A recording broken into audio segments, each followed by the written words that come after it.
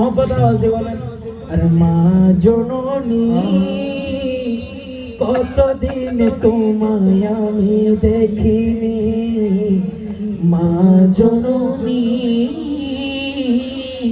কতদিন তোমায় আমি দেখিনি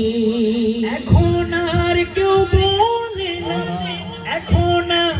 কেউ বলে না খেয়েছো কি ভাত খাওনি মা জননী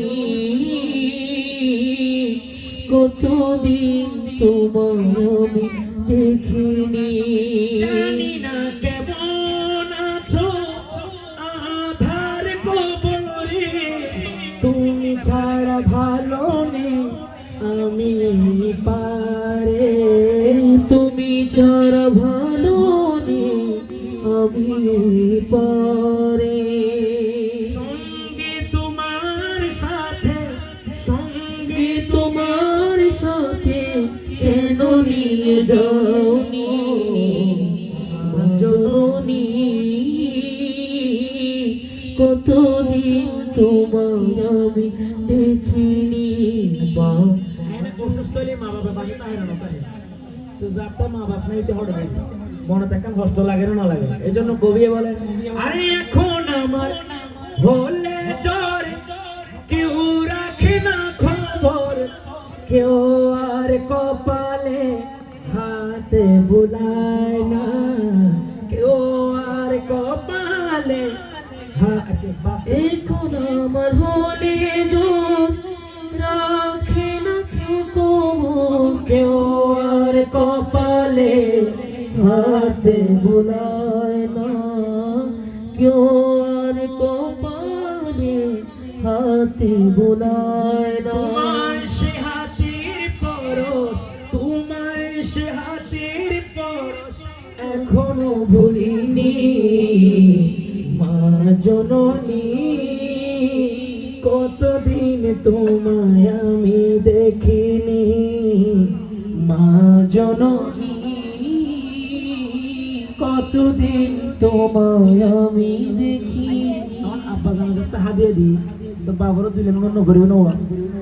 মার মহব্বত তো বেগুনো ঘর একটা কথা মনে রাখবেন হয়তো মা ফুয়ারা কদ্দুর মহব্বত করে হাদিসের মধ্যে মার নাম আসছে 3বার বাবার নাম হবার একবার তো আর যখন এবারে পার্সেন্টেজ দিয়ে ভাগ করে দেয় হয়তো ফুয়ারা মা মহব্বত করে 75%, বাবা করে তো 25%, তার মানে ইন মনে রাখবেন বাবার 25% মহব্বত দিয়ে ছাড়া খুব মানুষ করেন সম্ভব নয় এটা দিলেন বাবার সাথে ব্যাগে মহব্বত আওয়াজে বলবেন এই সঙ্গীত দিবে কিছুদিন পরে আইবো একদম রেকর্ড কমপ্লিট আছে ব্যাগে মহব্বত আওয়াজে আরে মায়ের পরে যে আমারে ফুটালো মুখের হাসি